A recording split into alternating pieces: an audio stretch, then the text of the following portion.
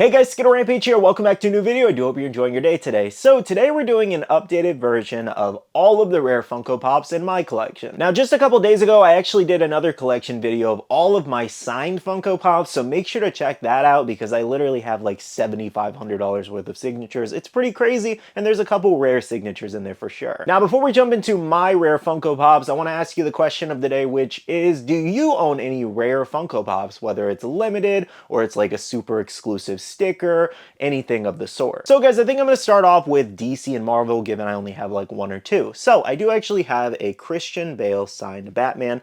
I like to kind of think this is a little more rare given he doesn't sign a lot of these. There are plenty of Batman pops signed by Christian Bale, but I haven't seen too many of these. There are some out there though. You still can find this little bit. I paid $400 for mine at a con because I'd never seen it before. This is one of those moments where I saw it and I was like, I want that. I love Christian Bale and I really loved him in his Batman trilogy. But personally, I just feel it's a little rare because it's not something you see all the time. Now, the other DC pop I have is a prototype of the Green Arrow here from the Arrow television series. So this one's worth a couple $100.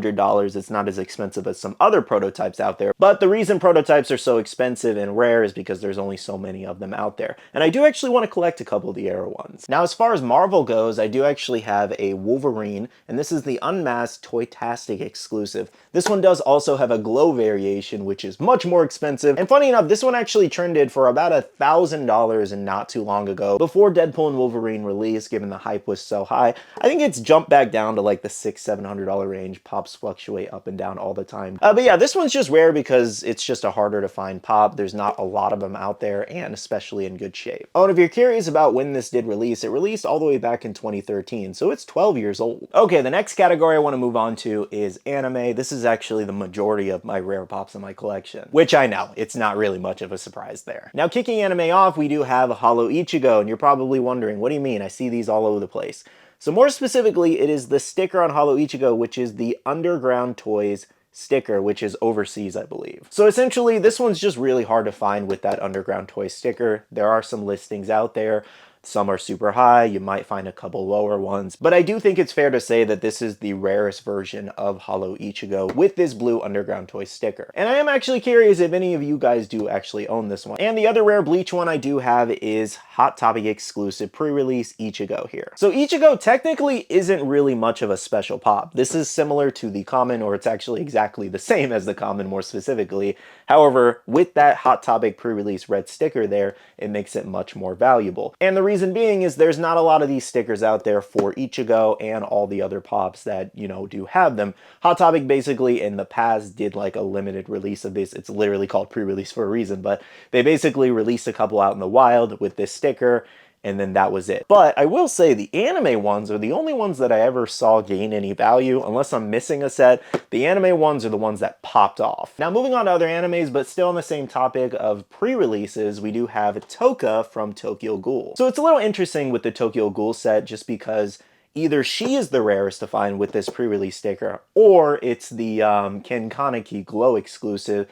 I think with the Underground Toys, also like that Hollow Ichigo, it's basically kind of a tie between pre-release Toka and that Ken Kaneki, but I think most people are going to say the Ken Kaneki. And one more pre-release I have is Naruto here. Fun fact, in the Naruto set, you can also get Sasuke with that pre-release sticker, as well as Kurama. Now, one takeaway I do want to let you know with these pre-release pops is that you can get scammed on these. People do sticker swaps all the time, and I highly recommend to maybe join a Facebook group or just ask somebody who knows a lot about Funko Pops in case you are hunting for some of these pre-releases after this video. Now, I do actually have one more Naruto one, which is a prototype version of Naruto Six-Path Sage, and yes, it does glow in the dark. I do actually believe this is probably the rarest Funko Pop in my collection, given it is a prototype, and usually there's under like 10 of these out in the world. Again, it's just a prototype version of the pop, and people literally pay thousands upon thousands of dollars for some of these. I'm not exactly sure how much this Six-Path Sage Naruto is worth, probably maybe $2,000 or $3,000 if I had to guess off the top of my head. Now, the final anime we have today is One Piece here,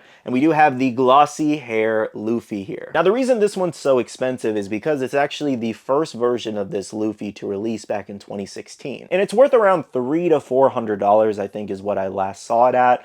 It's pretty nuts because this one's worth that much, but if it restocked in 2025, that one's worth like 15 bucks max. And it's due to Funko just changing the mold a little bit, colors they use, as well as the glossy hair. So this is just a first print essentially. Now another rare One Piece pop I do have is NYCC Brook here.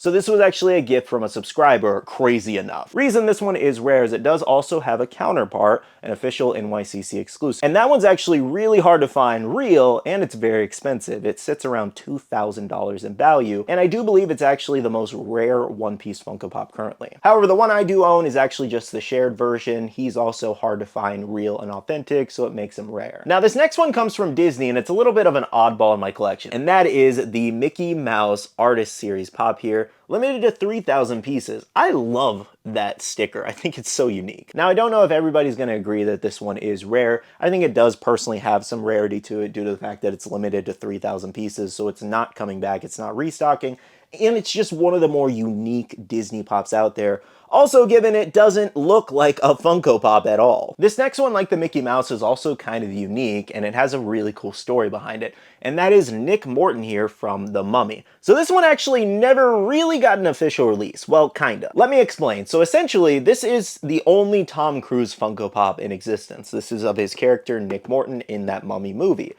And technically, it was never supposed to be made, because if you don't know this about Tom Cruise, he does not let you make toys of him, of anything.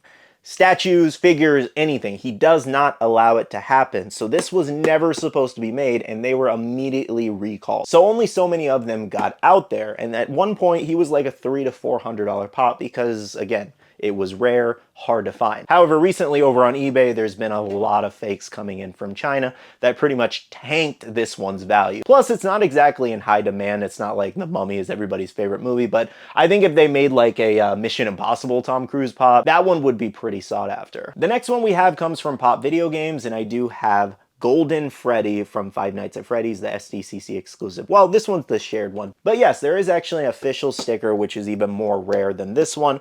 This one's actually just kind of hard to find in good shape. It fluctuates a lot in value due to what's happening in specific games, or the movies more specifically recently, has been making this one jump up and down a lot. I think it's still around maybe like the $175, $200 range currently. I gotta say though, a good majority of the FNAF pops are pretty decently rare because people are always trying to look for them. The next pop I have comes from The Walking Dead, one of my favorite zombie TV shows, and we have Rick Grimes here, the SDCC exclusive. Now, I do believe this is easily one of the more expensive ones in that set. I think it's trending around $250 to $300 currently. I think there's even a couple limited pieces in the Walking Dead set too. That Headless Herschel one was up there for a while, but he kind of tanked down in value. But this is currently one of the more sought after pieces in that set. I'm so glad I own it. I would love to get it signed one day too. And guys, the final two rarest Funko Pops I have in my collection is these Nickelodeon Pops here. And we do have Vlad Plasmus as well as Ember McLean. And they were gifts from my best friend Kelsey, so thank you so much to her and shout out to her.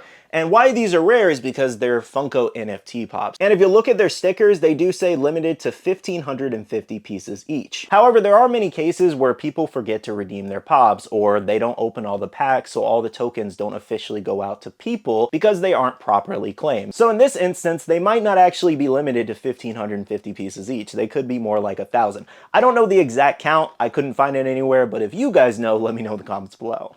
Alrighty guys, so that pretty much wraps up today's video. Thank you so much for watching. I had a lot of fun showing you guys some cool stuff in my collection, and I do hope you enjoyed, so make sure to hit the like button down below if you did. I am going to go ahead and end off the video here by saying a big shout out to all the awesome Patreon supporters of the channel. You guys are amazing for supporting myself and the channel. If you guys are interested and want to check out the Patreon, the link is down below. We have a Patreon-only Discord where we share a lot of information, news, restocks, updates, links, and more. And finally, make sure to follow me on all my social medias at SkittleRampage over on Twitter, TikTok, Instagram, and my Facebook page, so you can stay up to date. All right, love you guys. See you guys in the next one. See you guys later. Bye.